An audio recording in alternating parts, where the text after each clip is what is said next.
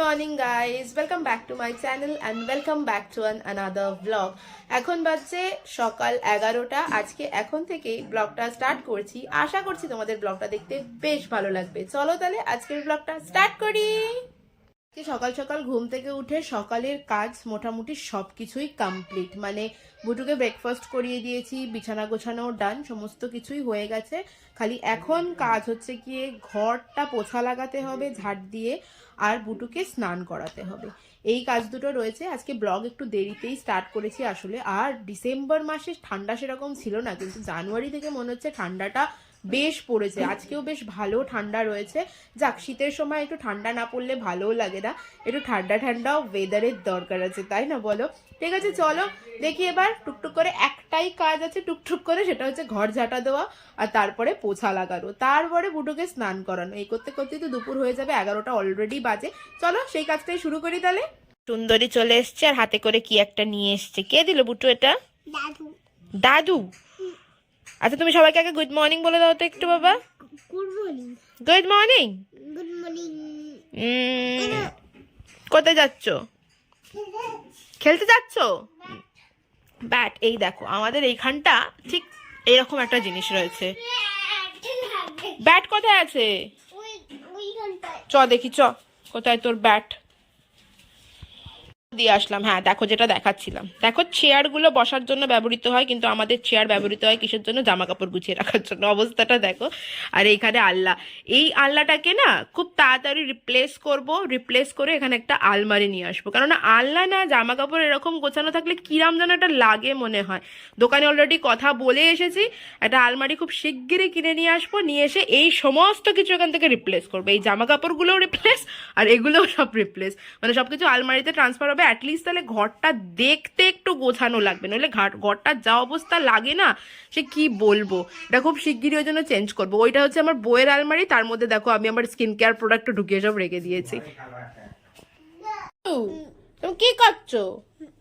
কি ওটা? তরমুজ। মাথায় কি পড়েছো? মাথায় দেখি দেখি একটুখানি। ভালো আছে টুপিটা?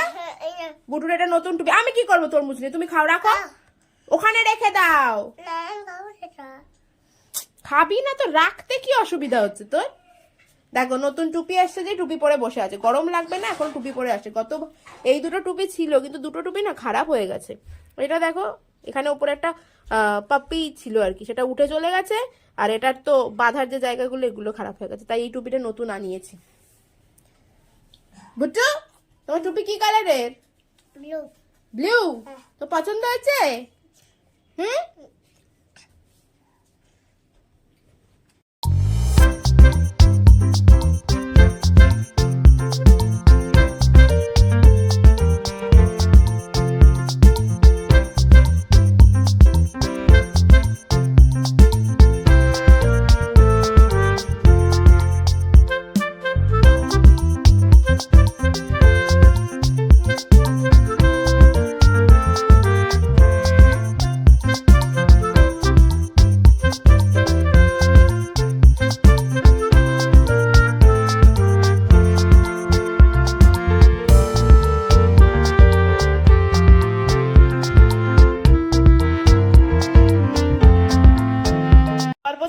সুন্দরী আসবে না তাকে কখনো হতে পারে? ওই দেখো চলে এসছে। ওকে স্নান করিয়ে দিয়েছিলাম আমি, ঘর ঝাড় দেওয়া আর ঘর পোছার মধ্যিখানে টাইম ওকে স্নান করিয়ে দিয়েছি। এবার স্নান করিয়ে দিয়ে আমি যে ঘরটা পোছা লাগাতে এসেছি, অমনি ওনাকে চলে আসতে হয়েছে ঘর পোছা লাগাতে। এইটুকুনি পোছা উনিই লাগাবে। দেখো কত সুন্দর ঘর পোছা লাগাচ্ছে। কিরে, নড়তে পারছিস না তো আর ঘর পোছা দিচ্ছিস?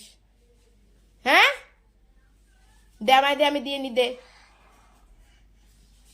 দে, তাড়াতাড়ি দে। কি? যেখানটা পোচা লাগাচ্ছে। ও বাবা, হয়ে গেছে? দে, নিয়ে আয়, নিয়ে আয়। হ্যাঁ, এই তো টেনে টেনেই পুরো ঘর পোচা লাগানো হয়ে গেল। এটা কি? এটা কি বুটু? কি বললাম তোমায় বলো? এক্সপায়ার তো হয়ে যায়নি বাবা? না, 4/25 এক্সপায়ার আছে। চলো, এক্সপায়ার হয়নি, লাগাবো। কতগুলো রয়েছে জানো? অনেকগুলো রয়েছে। কতগুলো রয়েছে একটা টাইমে। অরিফ্লেম আমার একটা বান্ধবী অরিফ্লেম করে, ওর কাছ থেকে নিয়েছিলাম, মানে ও দিয়েছিল আমাকে যে হট অয়েলটা লাগা, খুব ভালো, এটাতে চুল পড়বে না, ব্লা ব্লা ব্লা। আর আমরা তো চুলের সমস্যায় সবাই প্রচন্ড ভুগি, সেই কারণে কিনেছিলাম। এটা বুটো আমার হাত থেকে সব নিয়ে নিচ্ছে। অনেকগুলো হট অয়েল পড়েছে, আমার তো মাখাই হয় না, ছেড়ে দাও। তাই আজকে একটু ভাবছি মাখবো, মেখে তারপরে শ্যাম্পু লাগাবো। কতগুলো পরে আছে দেখি, একটা লাগাই চুলে আজকে। দেখো, তখন 2-3টে লাগিয়েছিলাম, কিন্তু না আমার তো মনে হয়নি সেরকম কোনো কাজ দিয়েছে বলে। পরে আছে, এক্সপায়ার হয়ে যাবে তার আগে চলো মেখে ফেলি। নিয়েছিল 109 টাকা করে দাম রয়েছে, এর ওপরে বোধহয় আমাকে 10% মতো ছাড় দিয়েছিল। দেখা যাক, এবারে তো আবার আমি পিলগ্রিমের তোমার ওই শ্যাম্পুটা কিনেছি, দেখি এটা লাগিয়ে পিলগ্রিমের শ্যাম্পুটা ইউজ করব। দেখি কতটা কি ফল পাওয়া যায়। বাবুটু, কি করছো তুমি? ওটা খুলবো? নাকু দিয়ে তো বেরোচ্ছে বাবা। এই যে খুলছি, দাঁড়াও। এটা আগে গরম করতে হবে জলের মধ্যে দিয়ে, বুঝেছো? তারপরে খুলতে হবে। তুমি আমার মাথায় লাগিয়ে দেবে? দেবে তো? আমি আচ্ছা খুলছি, চলো আগে গরম জল করি একটুখানি কেটলিতে, তারপরে করব, ঠিক আছে? চলো এক্ষুনি খুলছি, চলো। এই দেখো, তেল গরম করে নিয়ে চলে এসেছি, এবার লাগাবো এটাকে মাথাতে।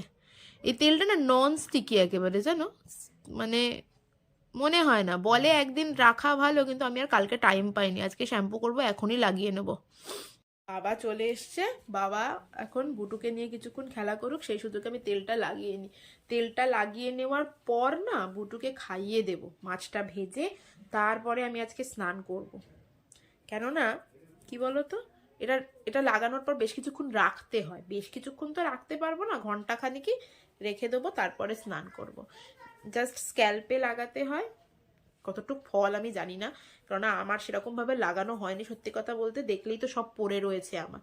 আমি ওই মাঝে সাঝে লাগালাম, 9 মাসে 6 মাসে একবার, আমি হলাম সেরকম পাবলিক।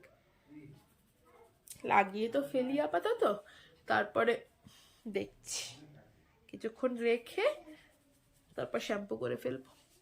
মানে আমার আজকে না হঠাৎ করেই মনে পড়লো যে আমি তো তেলটা কিনেছি, অনেকগুলো পরে রয়েছে 4-5টা, দেখি লাগানো তো আমার হয়নি, লাগাই তো দেখি। আমি সব কিনে কিনে না জড়ো করে রেখে দিই, আর এই কারণে আমার মা আমার উপর বড্ড চেঁচায়, কিনিস পয়সা দিয়ে আর জড়ো করে রেখে দিস, লাগাস না তো কিনিস কেন। যাই হোক, এখন এটা লাগিয়ে চুলটাকে বান করে কিছুক্ষণ রেখে দিই, তারপরে স্নান করবো। বুটুকে খাইয়ে নিয়ে স্নান করবো। বেজে গেছে 1টার বেশি, বুটুর নইলে আবার মানে খেতে খেতে লেট হয়ে যাবে, আর আমারও কিছুক্ষণ রাখা হয়ে যাবে তেলটা, সেই কারণে ওকে খাইয়ে নিয়ে তারপরে একেবারে স্নান করবো।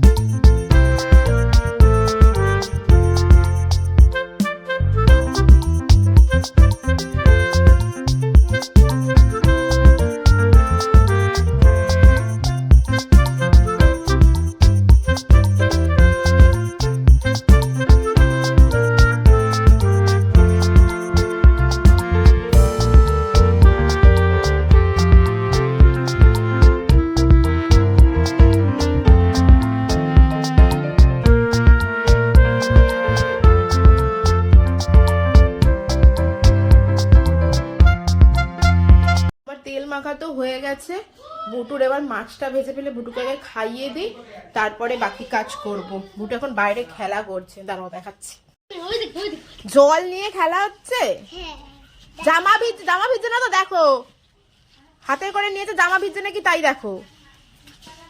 দেখো কি করছে, দেখো কোথায় একটা বন্দুক ফিচকারি নিয়েছে, নিয়ে এখন তাকে চারিদিকে জল দিয়ে বেড়াচ্ছে।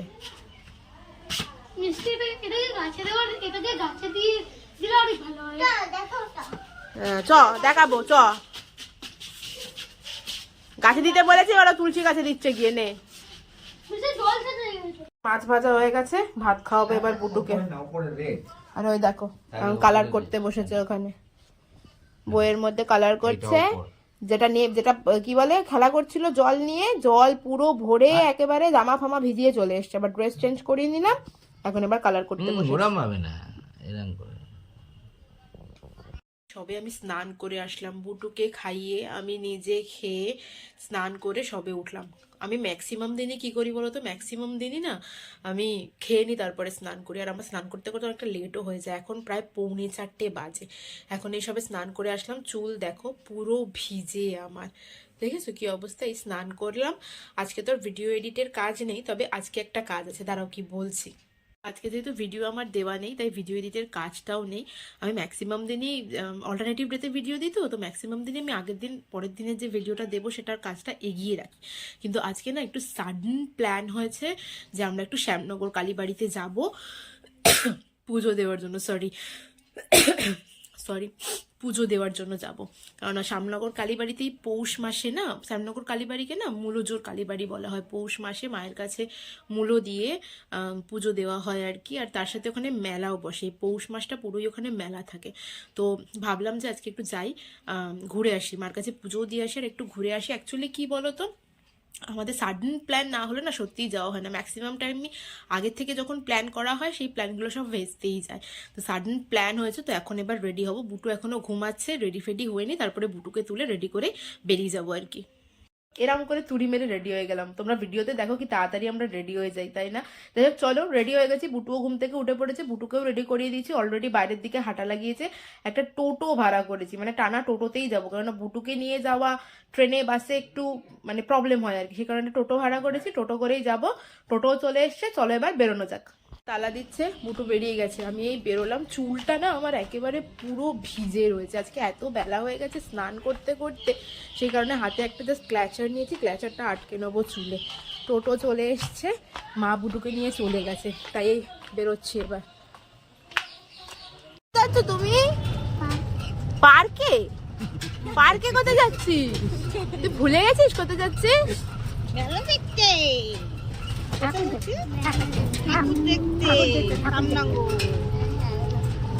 বলে পুজো দিতে যাচ্ছি, মেলা দেখতে যাচ্ছি না, ভুলে গেছিলাম।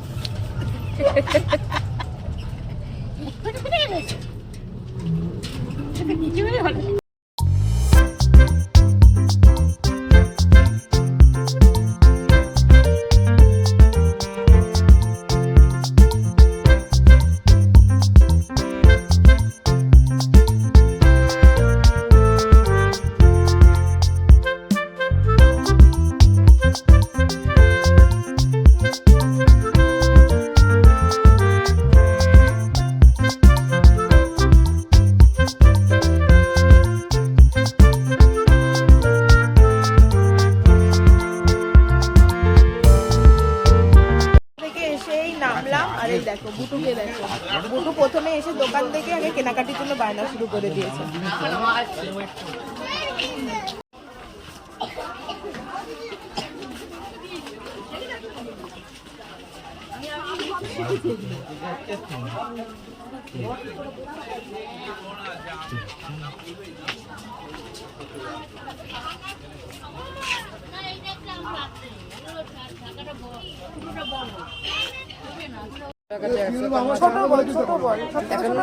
চারটে পেয়ারা পড়বে, মোমবাতি, ধূপকাঠি, আলতা। এটা একটা 51 কটা? একটা দে।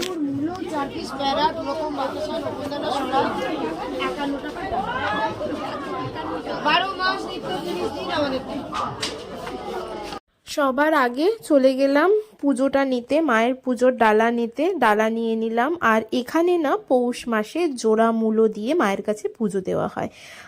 তো সবার আগে পুজোর ডালাটা নিয়ে নিলাম। মিনিমাম ডালা হচ্ছে 51 টাকা, তো 51 টাকার ডালাই একটা নিয়েছিলাম। নিয়ে চলে গেলাম সোজা আগে মায়ের কাছে পুজো দিতে। আর মায়ের ওখানে না মন্দিরে, মানে আসল যে বিগ্রহটা আছে সেখানে ফোন একেবারেই অ্যালাউ নয়, তাই সেখানে আর ফোনটা নিয়ে যেতে পারিনি। এই সাইডটা অ্যালাউ করেছিল ফোন, তাই এই দিকে নিয়ে গেছিলাম। এখানে বেশ অনেকগুলো মন্দির রয়েছে, মানে অনেকগুলো শিব ঠাকুরের মন্দির আছে, আর ঠিক মধ্যিখানে মায়ের মন্দির। আমি এখানে কথা বলছি ঠিক কথা, কিন্তু যেহেতু গান বাজছে, মেলা বসেছে, সেই কারণে না কথাটা মানে আমি রাখতে পারলাম না, তার কারণ হচ্ছে কপিরাইট আসতে পারে।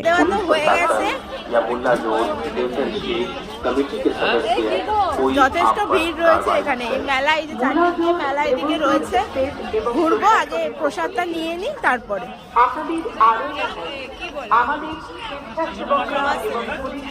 আমাদের পুজো দেওয়া তো কমপ্লিট হয়ে গেছে, মায়ের প্রসাদও নিয়ে নিয়েছি, এবার একটু মেলাটা কিছুক্ষণ ঘুরবো, তারপরে বাড়ি ফিরে যাব। চলুন আপনাদের সাথে শেয়ার করি এই কালীবাড়ি এতটা জাগ্রত কেন। প্রচণ্ড জাগ্রত শ্যামনগরের এই মূলাজোর ব্রহ্মময়ী কালীবাড়ি। আর এই মূলাজোর নামটা এসেছে মায়ের কাছে না পৌষ মাসে জোড়া মূলো দিয়ে পুজো দেওয়া হয়। আর এই পৌষ মাসটায় পুরো 1 মাস ধরে খুব ভীষণভাবে মেলা বসে। আর তার সাথে মায়ের কাছে অনেক দূর দূরান্ত থেকে অনেক কেউ আসে, মানে বহু মানুষ আছে পুজো দেওয়ার জন্য। এই মন্দিরটি প্রতিষ্ঠা করেছিল গোপীমোহন ঠাকুর, যিনি কবিগুরু রবীন্দ্রনাথ ঠাকুরের পিতামহ ছিলেন। মন্দিরটি প্রতিষ্ঠা হয়েছে প্রায় আজ থেকে 200 বছর আগে। গোপীমোহন ঠাকুরের 6 পুত্র এবং 1 কন্যা সন্তান ছিল। কন্যার নাম ছিল ব্রহ্মময়ী। আর সেই সময়ে না খুব অল্প বয়সেই বিয়ে দিয়ে দেওয়া হতো, তো সেই রীতি মেনে ব্রহ্মময়ীরও নাকি 8 বছর বয়সে বিয়ে ঠিক করা হয় এবং বিয়ের দিনকে ব্রহ্মময়ীকে গঙ্গা স্নান করতে নিয়ে যাওয়া হয় এবং গঙ্গা স্নানের সময় পর ব্রহ্মময়ীকে আর খুঁজে পাওয়া যায়নি, গঙ্গাতেই তলিয়ে গেছিল ব্রহ্মময়ী। তারপর আর গোপীমোহন ঠাকুর কন্যা শোকে মানে শোকাস্তব্ধ হয়ে পড়েছিল। তারপরে নাকি গোপীমোহন ঠাকুর স্বপ্নাদেশ পায়। স্বপ্নাদেশে ব্রহ্মময়ী বলে যে আমি তোমার কাছে মেয়ে হয়ে এসেছিলাম আর মা হয়ে আবারও ফিরতে চাই। এবং স্বপ্নতেই জানতে পারে, মানে বলা হয় যে গঙ্গার ভিতরে গেলে মাকে পাওয়া যাবে। তো গোপীমোহন ঠাকুর সেই সময় গঙ্গার থেকেই মায়ের কোষ্ঠী পাথরের মূর্তি উদ্ধার করেছিল এবং সেটাকেই প্রতিষ্ঠা করা হয়েছিল। আর সেই মূর্তিতেই এখনো পর্যন্ত পুজো হয় এই ব্রহ্মময়ী কালীবাড়িতে। শ্যামনগরের এই কালীবাড়ি যথেষ্ট জাগ্রত একটি কালীবাড়ি। আরও কথিত আছে মা নাকি প্রথমে যখন প্রতিষ্ঠা করা হয়েছিল তখন দক্ষিণমুখী ছিল, কিন্তু এখন মা পশ্চিমমুখী হয়ে গেছে। কোনো এক সময় নাকি রামাপ্রসাদ ঠাকুর রামাপ্রসাদ গঙ্গা দিয়ে গান গাইতে গাইতে যাচ্ছিলেন। সেই সময় নাকি মা ব্রহ্মময়ী বলেছিল যে আমার মন্দিরে এসে আমাকে একটু গান শোনাও। কিন্তু তখন রামাপ্রসাদ বলেছিল তুমি যদি গান শুনতে চাও তাহলে আমার কাছে এসে শোনো। তো সেই সময় নাকি মা দক্ষিণমুখী থেকে পশ্চিমমুখী হয়ে গেছিল। এখনো কিন্তু মায়ের বিগ্রহ এখানে পশ্চিমমুখী। তো আমাদের এখানে মানে যত ঠাকুরের মন্দিরই থাকুক না কেন, সবারই কিছু হিস্ট্রি ইতিহাস অবশ্যই থাকে, তাই না? তো এই হচ্ছে এই মন্দিরের গল্প। তো এখানে পৌষ মাসটা ভোরই খুব বড় করে পুজো হয়। আমি গেছিলাম অনেক দিন আগে একবার, মানে প্রায় বিয়ের আগে, প্রায় 7-8 বছর আগে গেছিলাম, আর এই গেলাম। তো সমস্ত কিছু ঘোরাটোরা কমপ্লিট করে সবশেষে খাচ্ছি এখানে কি একটুখানি ঘটি গরম। তো ঘটি গরম খেয়ে এবারে আস্তে আস্তে বাড়ির দিকে রওনা দেব। ঘটি গরম তো আমি প্রথমে নিয়ে নিলাম, তারপরে বাবা মা সবাই খেয়েছিল, মা একটু ফুচকাও খেয়েছিল, মা সাথী ছিল, পিসি ছিল, ওরা ফুচকা খেয়েছিল, আমি তো আর ফুচকা খাইনি কো। তারপরে এই যে বুটুর তো অনেক কিছু কেনাকাটি জিনিস শেষই হচ্ছে না, অনেক কিছু কিনে ফেলেছে মেলা থেকে। বাড়ি গিয়ে তোমাদের অবশ্যই দেখাবো ও কি কি কিনেছে। এই যে ফাইনালি ঘটি গরম আর একটা নেওয়ার ছিল আর কি, আমাদের যে টোটো কাকু নিয়ে গেছিল ওনার জন্যও একটা নিয়ে নিয়েছিলাম। উনি তো আর মেলার ভেতরে আসেনি, উনি ওখানেই রয়েছে যেখানে টোটো পার্ক করা হয়েছে আর কি, পার্কিং সাইটেই রয়েছে। তো তারপরে এখান থেকে নিয়ে ওনার জন্য চলে গেলাম। ফেরার পথে একটুখানি জিলিপি নিলাম। মেলা ঘুরতে গেলে একটু জিলিপি, বাদাম ভাজা এগুলো না হলে তো মেলা ঘোরাটা কোনো একটা জায়গায় গিয়ে অসম্পূর্ণই থেকে যায় বলে মনে হয় আমাদের বাঙালিদের অন্তত, তাই না? তো একটুখানি জিলিপি নিয়ে নিলাম, এবার চলে যাব টোটোতে। ঘোরা কমপ্লিট হয়ে গেছে, বুটুর বেলুন কেনা হয়ে গেছে, বেলুনে বুটুর মুখ লেগে গেছে, এবার বাড়ির দিকে যাব। টোটো দাঁড়িয়ে আছে ওখানে, টোটোতে উঠবো, উঠে যাব। বাদাম কিনবে? তোমাকে তাই জিজ্ঞেস করছি বাদাম।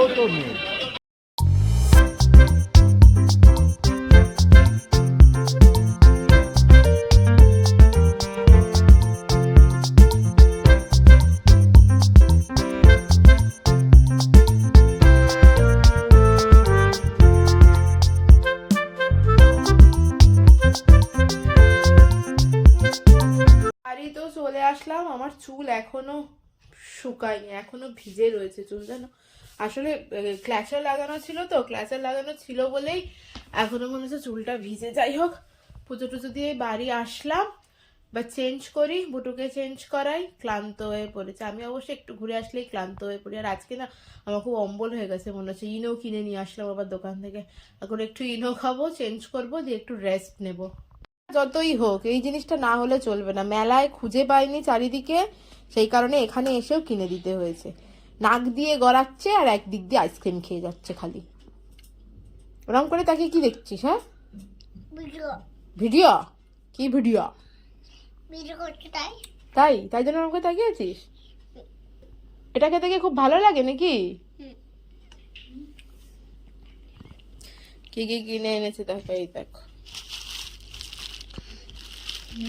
ফুটবল, পাইপ, হাওয়াই মিঠাই। ওতে বেলুনটা ঠিক কর, বেলুনটা ফেটে যাবে নইলে ওরকম করে রাখলে বেলুন ঠিক করে রাখ। কার বেলুন এটা? তোমার? খাও। ঠিক, রাত্রির ডিনার কমপ্লিট হয়ে গেছে, বুটুরও হয়ে গেছে। বুটুতে এখনো সোয়েটার পরে রয়েছে, সোয়েটার খোলাবো। মশারি খাটিয়ে চলে এসেছি। এই যে বুটু কি কিনে নিয়ে এসছে দেখো মেলার থেকে, এই নিয়েই পড়েছে আজকে, আর এই নিয়েই বসে আছে। কি একটা পাইপ কিনেছে, সেটাকে ক্যামেরার সামনে দেখানোরও চেষ্টা করছে। যাই হোক চলো, আজকে সারাদিনটা তো ভালো কাটলো, তার সাথে আমার মনে হচ্ছে ঠান্ডাও লেগে গেছে, কারণ আজকে এমনি এদিক ওদিক হয়েছে সবকিছু। প্রথম কথা, আমার সকাল থেকেই মনে হচ্ছিল মানে একটু একটু ঠান্ডা ঠান্ডা টাইপ আর কি, যে হবে হবে। তারপরে যে বেলায় স্নান করেছি, আবার বেরিয়েছি, সমস্ত কিছু করে মনে হচ্ছে ঠান্ডা আমার লেগেই গেছে। ওষুধ খেয়ে নেব। ওকে চলো, আজকে ব্লগটা তাহলে এখানেই শেষ করছি। তোমাদের সাথে দেখা হচ্ছে আবার নেক্সট ব্লগে। ততক্ষণ পর্যন্ত সবাই খুব হ্যাপি থেকো এবং খুব পজিটিভ থেকো। আর ব্লগটা যদি ভালো লাগে do like, share and subscribe. আর যারা ফেসবুক থেকে দেখছো তারা অবশ্যই আমার পেজটাকে ফলো করে দিও। হয়ে গেছে, তুমি সামনে চলে গেছো একদম, সর। ওকে চলো, টাটা এন্ড গুড নাইট।